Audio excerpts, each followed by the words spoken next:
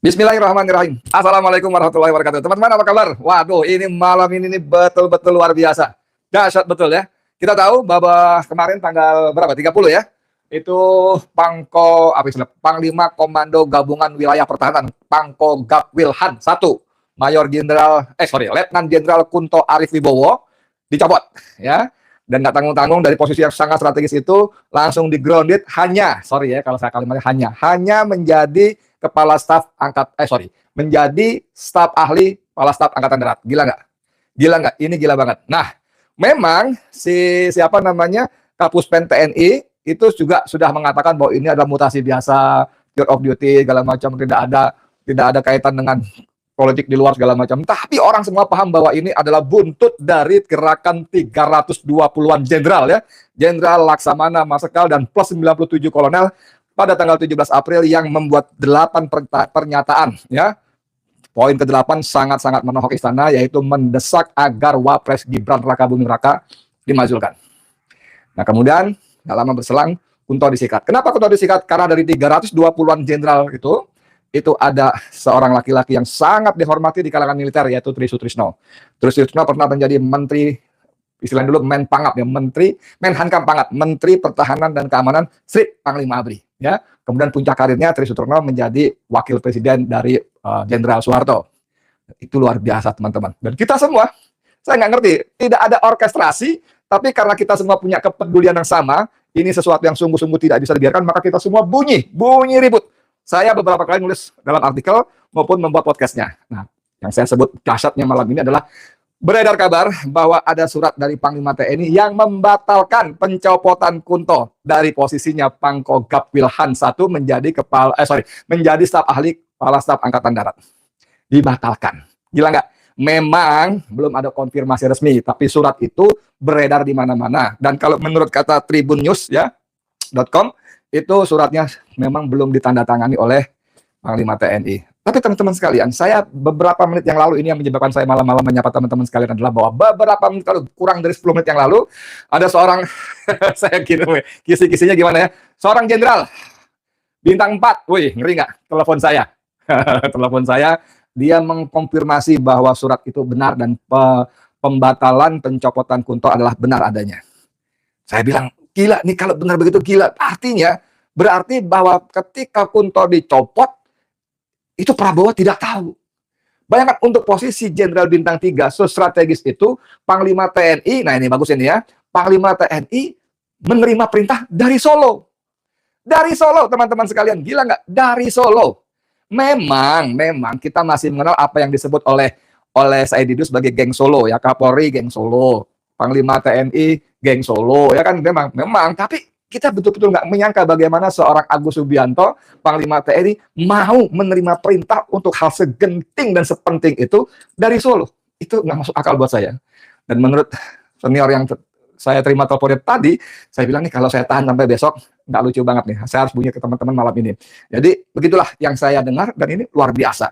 Jadi bagaimana gerakan para jenderal senior purnawirawan plus 97-an kolonel itu betul-betul membuat Jokowi kalang kabut dan marah besar, dan itu sebabnya inilah yang membuat kita semua rakyat Indonesia marah sekali. Karena apa? Karena ternyata Jokowi masih merasa menjadi presiden sehingga dia memerintahkan Panglima TNI untuk mencopot Kunto.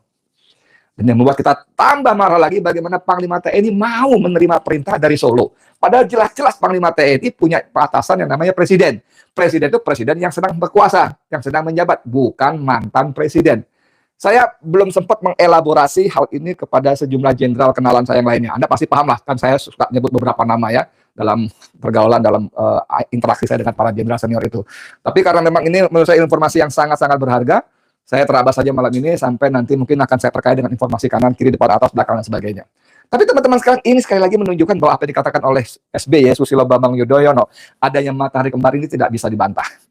Dannya lagi nih yang membuat saya tambah muak dan mual adalah bahwa ternyata matahari itu masih bersinar dari Solo. Ya, kita semua rakyat yang berakal waras sudah lama berteriak-teriak, wahai Prabowo, Anda presiden. Anda presiden yang berdaulat, Anda presiden yang mendapat mandat dari konstitusi, bahkan Anda presiden yang konon katanya dipilih oleh 58% pemilihnya. Oke? Maka jadilah Anda presiden yang sesungguhnya. presiden yang sejatinya. Jangan lagi mau tunduk patuh berada di bawah bayang-bayang Joko Widodo. Kalau informasi yang saya terima ini benar, dan saya sangat percaya orang yang memberi informasi adalah orang-orang yang sangat kredibel, yang berintegritas tinggi, dan satu lagi, menurut saya ya, dari sisi kualitas narasumber, dalam tes itu ada disebut narasumber yang punya otoritas untuk memberikan keterangan. Pertama, karena jabatannya. Kedua, karena pengalamannya. Ketiga, karena ilmunya. Ya, orang yang punya otoritas, boleh, layak, bahkan mungkin pantas dan wajib menjadi narasumber adalah kalau nggak punya jabatannya itu bidangnya, atau pengalamannya, atau ilmunya. Nah, orang yang memberi saya informasi ini punya tiga-tiganya. Punya tiga-tiganya, dan sepanjang dia menjabat, saya merasa dia tidak pernah neko-neko. Ya, kalau manusia tidak ada sempurna, iyalah, ya. Ada itu, itu, kita dengar adalah, tapi tidak ada yang sempurna. Cuma untuk ukuran pejabat sekelas dia, saya kira dia punya integritas yang bagus. Makanya malam-malam ini, tadi saya lihat jam 8 kurang 20, 9 kurang 20, saya menyapa teman-teman sekalian untuk menyampaikan kabar ini. Dan ini sekali lagi, Masya Allah, ini Jokowi benar-benar perusak. Dia dengan actingnya suka merasa, aduh, ya yang penting proses hukumnya, aduh, menyebalkan, betul-betul menyebalkan manusia satu ini. Tapi ternyata dia masih cawe-cawe. Dan yang membuat kita makin marah adalah bahwa bagaimana mungkin seorang Panglima TNI itu masih mau menerima perintah dari Solo, saudara sekalian, untuk hal yang segenting ini, untuk hal yang segawat ini. Kalau Jokowi marah kepada Tri Sutrisno, silakan aja. Tapi pertama, Tri Sutrisno dan para purnawirawan tadi, jenderal-jenderal dan para kolonel tadi adalah sekarang orang-orang sipil, orang-orang yang sudah pensiun dari posisinya di ketentaraan, di TNI. Karenanya mereka punya hak konstitusional untuk menyatakan pendapat secara bebas di muka umum, baik secara lisan, tertulis, maupun dan sebagainya. Dan itu dijamin oleh konstitusi kita pasal 28. Satu. Yang kedua, apalagi seorang Tri Sutrisno yang dianggap sesepuh TNI saat ini, itu dia punya kewajiban moral ketika dia melihat, menganggap, menilai bahwa Indonesia sudah menyimpang terlalu jauh. Ketika dia melihat bahwa para pejabatnya, penguasanya menyimpangkan, menyelewengkan amanah jabatan yang diberikan oleh rakyat kepada yang bersangkutan. Maka Tri Sutrisno dan juga para jenderal purnawirawan dan juga para kolonel tadi punya tanggung jawab moral untuk memberikan peringatan. Dan satu lagi yang tidak kalah pentingnya, apa yang mereka sampaikan itu tidak ada yang melanggar. Tidak bisa disebut makar, tidak bisa, apalagi revolusi pemberontakan, tidak. Itu kan hanya tuntutan, 8 tuntutan, memang yang nomor 8 itu paling top. Ya, bahkan saya mendengar dari Pak Sunarko, dari Pak Soeharto, ya, 2 inisiator utama acara tanggal 17 April kemarin, itu sebetulnya ada tuntutan ke-9, yaitu mendesak agar adili Joko Widodo. Ya, cuman dengan berbagai pertimbangan itu diturunkan, di drop, tinggal 8. Itu pun ternyata mampu membuat Jokowi kebakaran jenggot, marah-marah. Teman-teman sekalian, ini saya kira momentum buat Prabowo Subianto. Ya, dia menurut saya, dia harus merasa ditelikung oleh Joko Widodo. Kalau bahasa Jawanya ngono yo ngono nengojo ngono, ya, bahwa dia menghormati Joko Widodo sebagai mentornya, dia menghargai Joko Widodo sebagai orang yang sangat berjasa mengantarkannya pada posisi sekarang sebagai presiden ke-8. Itu iya. Karenanya dia marah-marah betul kan ketika dia mengatakan ada orang-orang yang berusaha memisahkan dia dengan Joko Widodo. Dan dengan serampangan Prabowo mengatakan bahwa orang-orang itu orang-orang yang tidak suka pada Indonesia. Saya marah sekali dengan ucapan Prabowo waktu itu. Karena saya dan banyak warga Indonesia yang berpikir waras, berpendapat seharusnya Prabowo menjadi presiden yang mandiri, berdaulat. Ya, kalau Prabowo terus mikul dhuwur mendem jero kepada Joko Widodo, ya, saat ini, detik ini, peristiwa Kunto ini harus menjadi momentum bagi Prabowo untuk sepenuhnya lepas dari Joko Widodo. Dan bukan cuma itu, Prabowo harus mendorong semua pihak, institusi, lembaga untuk mulai meminta pertanggungjawaban Joko Widodo atas segala kesalahannya, dosa-dosanya, kejahatannya kepada Indonesia dan rakyatnya selama 10 tahun dia berkuasa. Ya, bohongnya luar biasa, korupsinya luar biasa, kolusinya luar biasa, nepotismenya, membangun dinasti politiknya luar biasa. Dan dia menyerahkan sumber daya alam kita yang dahsyat itu kepada sangat segelintir manusia yang disebut oligarki. Dan tentu saudara sekalian tidak ada gratis.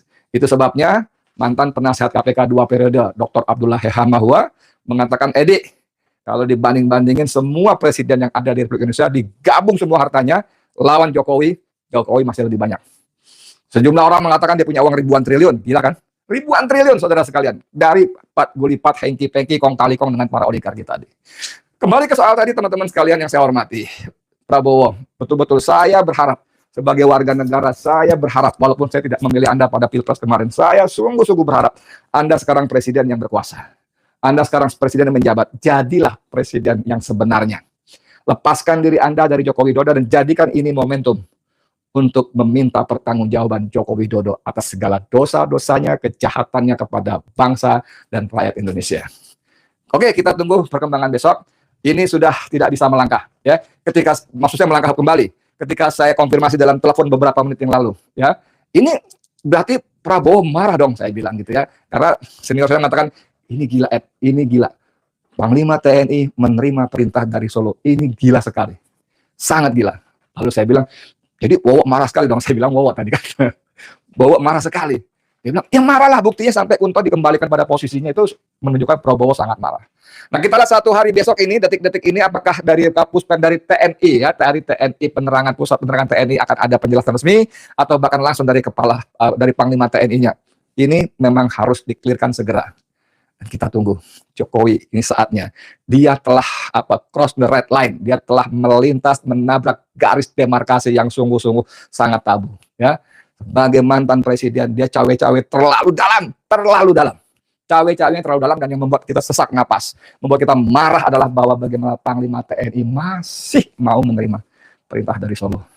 Teman-teman sekalian, saya selalu mengajak kita berdoa pada Allah SWT agar Allah mengampuni dosa-dosa kita dan Allah membantu kita menyelamatkan Indonesia. Beri ya Allah Prabowo keteguhan hati, ketetapan hati dan keberanian untuk lepas dari Jokowi dan mendorong Jokowi dihukum dengan hukuman yang sangat setimpal. Amin ya rabbal alamin. Saya Edi Mulyadi untuk Indonesia lebih baik. Assalamualaikum warahmatullahi wabarakatuh.